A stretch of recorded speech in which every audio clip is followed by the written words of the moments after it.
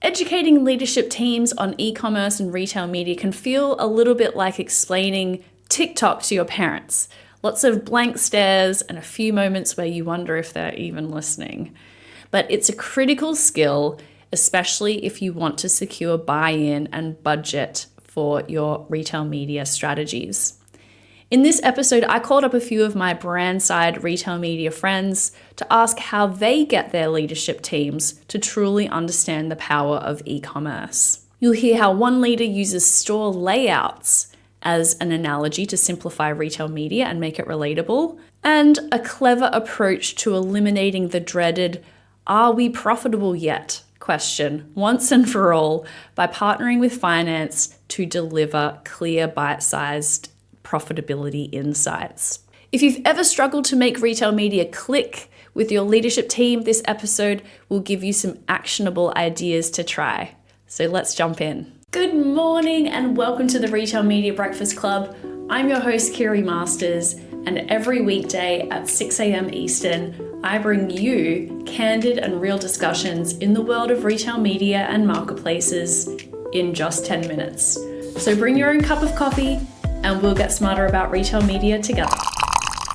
Now let's hear from Ben Galvin, Senior Director of Omnichannel, Retail Sales, and E-commerce at Monster Energy. I really focus on relatable analogies, snackable insights, and real-world examples. And not every individual that you come across in your career is going to understand retail media or even understand kind of the point in which the point of purchase happens. And so one example that I like to give is I compare retail media to owning the best, shelf space in a physical store. Clear, direct, and tangible outcomes that come to it. Front lobby display is equivalent to a homepage banner on a digital retailer's website. Top of the search results is equivalent to being eye level on a shelf. Regularly sharing these industry benchmarks and case studies that help bridge knowledge gaps. Giving the context in those types of things, whether it's an in-store example to an online example, or ultimately making sure those knowledge gaps are filled. The last thing that I like to do in educating people is help them to understand that there's no stupid questions. We're all learning in this together. There's no book, because if somebody would write a book on retail media, by the time it would become published, it would be out of date. So that's a big component of educating everyone, is making sure that they're relatable, snackable, as well as the real world examples, especially in CPG grocery, tying it to that in-store environment, because obviously people that work in CPG grocery have been working in it for decades, and it's worked, of course, in store, and making sure the consumers know how the consumers shop in both aspects, because we all know the omni-channel consumer shops both ways today. Now let's hear from Paolo Bacarin Filho, Commercial Director at Tom's of Maine. I do it by reminding myself first, and then the organization, that complaining is not a strategy. And the quotes from a Jeff Bezos interview on 60 Minutes. And the context was, he was asked about Amazon putting bookstores out of business. For more details, check it out on YouTube, but bringing back to the question for me. So the point is, e-commerce is not an easy space to play in, especially for legacy CPGs, right? So it's different in many ways versus other traditional retail environments. It's more dynamic, more volatile, complex. There is limited human intervention and usually more costly, and the list goes on. And by the way, a lot of these variables are uncontrollable.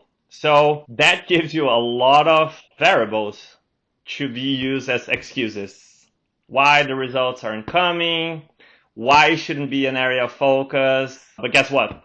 It's complicated for the other vendors and the other sellers too, including our competitors. So relying on this and all of these complexities for excuses won't help much. It won't move the needle. Instead, try to, again, remind myself and reinforcing internally that the focus and the narratives should shift to overcoming these barriers and how to uncover opportunities that will drive sustainable growth.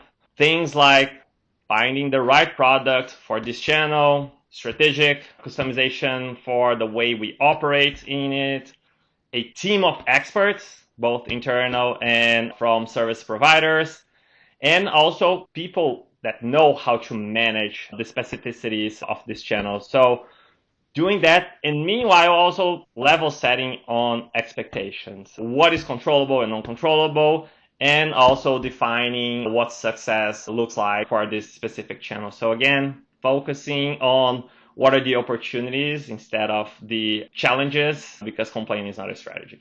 I love that. And so you mentioned the Jeff Bezos interview where he was confronted about putting bookstores out of business. What was his response? I haven't seen that one. So it's in a 60 Minutes interview, and interviewer, can't remember his name, but he's challenging Bezos with the whole point that like how Amazon is super aggressive and the scale is building, the margins they are working with are putting bookstores out of business.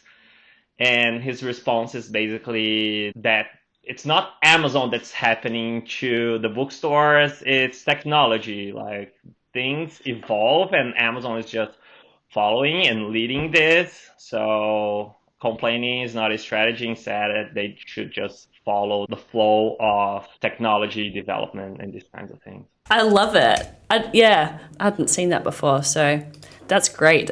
Now let's hear from Darren Silverman, SVP of Digital Commerce and Media at Petmate.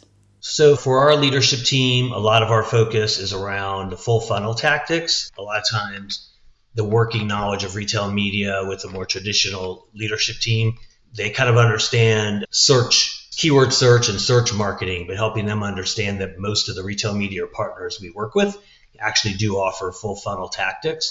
And it's that whole process of getting more eyeballs through the funnel to your products. It's really about building more and more and more visuals and eyeballs on our products to drive sales and make that retail media pay off. And leveraging the full funnel is what's really important there.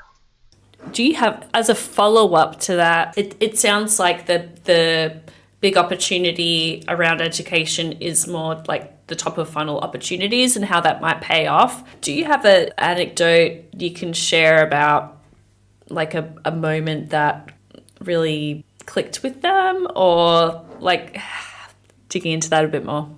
What clicked with our leadership team, and it wasn't even us selling, is when they were seeing our DSP ads and they weren't searching anything, but obviously they fall into the target audience. And it was kind of like a light bulb moment, like, oh, wow, I just got this brand impression of one of our great brands. And then we coupled that off, starting to use AMC data to basically look at the combined ROAS, combined return on those that have seen both types of ads is far greater than when they've seen one or the other by themselves. And it's that multi-channel attribution that Amazon especially is continuing to improve that really, really helps with the selling story on that. Now let's hear from Ash McMullen, Head of E-commerce at Advantice Health.